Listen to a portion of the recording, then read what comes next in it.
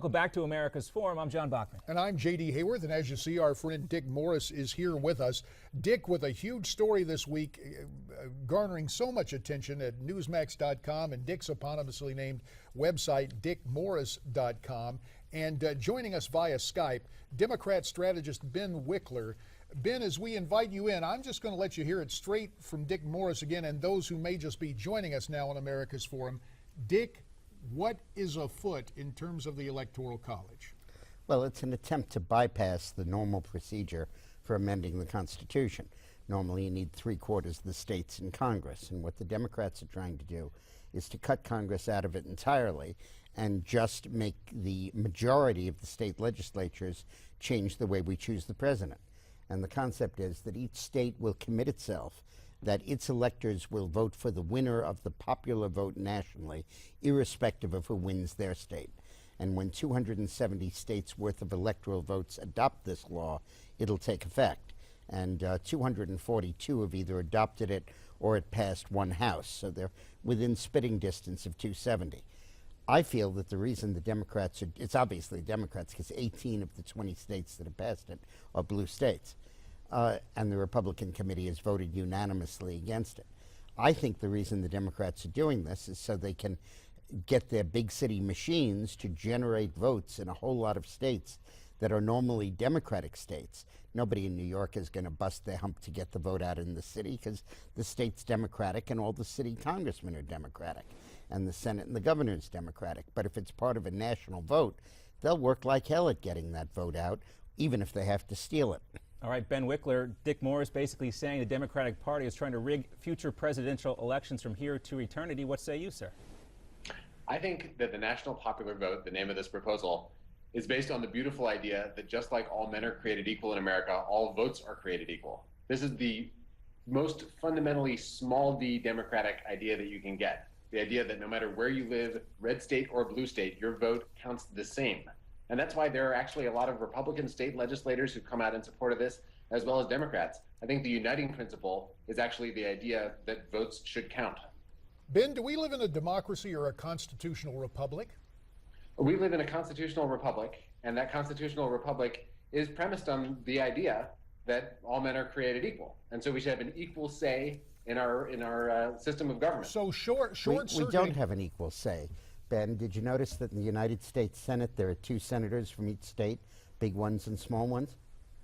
You know, I don't know of any place in the debates among the Founding Fathers where they said that a small sliver of swing states should determine who becomes president. No, but answer my question.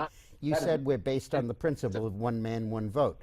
In the United States Senate, the senator from Rhode Island has the same vote as the senator from California, despite having only 1/50th of the state's population. Sure. Our founding fathers set up the Electoral College to combine the Senate, which gave small states more power, with the House, which gave big states more power, to combine it. And what the Democrats are trying to do is junk that system, essentially by packing the Electoral College. But no one's trying to abolish the House or the Senate. The entire idea is that we have a House, we have a Senate, we have a judiciary, and then we have the executive, which represents a national vote. The system of electors, made sense logistically at the time it was passed, but no one at that time thought that Ohio or that a tiny number of swing states were going to determine the balance of power. Ben, that's totally untrue. The key determinant, Ben, you know your history.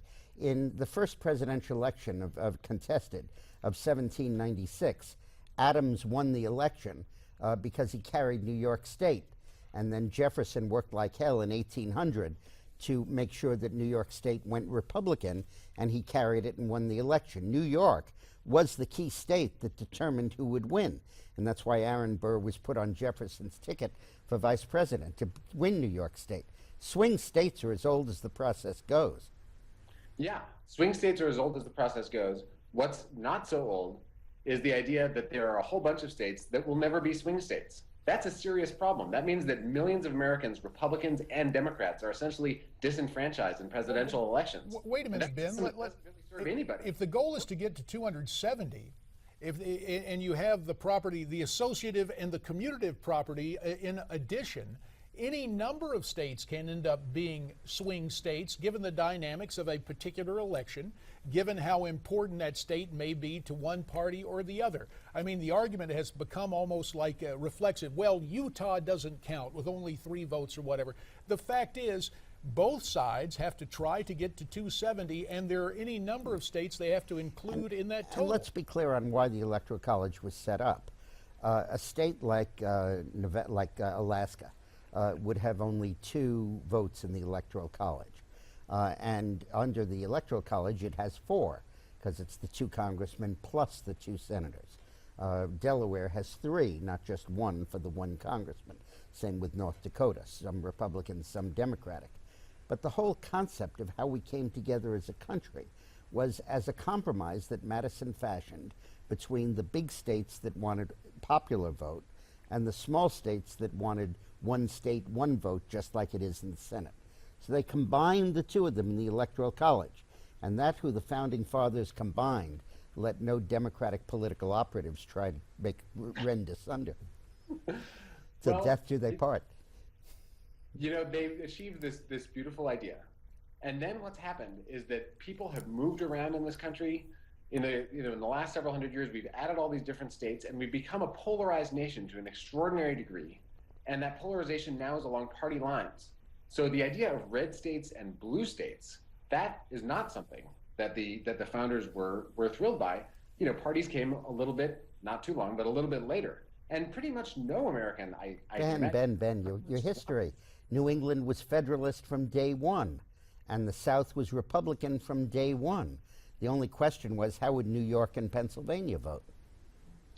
So the question is now, do we want to be divided into red states and blue states, or do we all want to be Americans voting for president just the same way as our brothers and sisters in other states across the country? I mean, both parties, I think, should be competing for a national mandate, should be competing for support from a majority of Americans. Well, as I sit here and listen to this, Ben, and we know that Dick Morris does radio in Philadelphia, that most famous Philadelphian. Benjamin Franklin said a democracy is defined as 2 wolves and a lamb voting on what's for dinner. There have to be safeguards in a republic under the rule of law. Speaking of law, we've got about 1:30 left. Lois Lerner emails apparently from Ms. Lerner to the Department of Justice about targeting certain conservative groups. Where does this go, Dick? Well, it's not just targeting, it's criminalizing. The whole whenever you criminalize politics, you're really on shaky First Amendment grounds. And here the Justice Department got in touch with Lerner and said, would you guys cooperate in criminal prosecutions against a bunch of Tea Party groups? And Lerner kicked it upstairs to her boss and said, I think this would be a good idea. What do you think? And then the plot blew up because it was disclosed by Lerner the next day that they were targeting the Tea Party. But they were planning to indict the leaders of the Tea Party.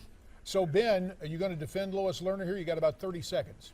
Well, I hope that people who break the law and distort the system on either side are indicted, and people who do political targeting should be caught, as happened in this case. So, to me, I don't see the place where the system broke down yet.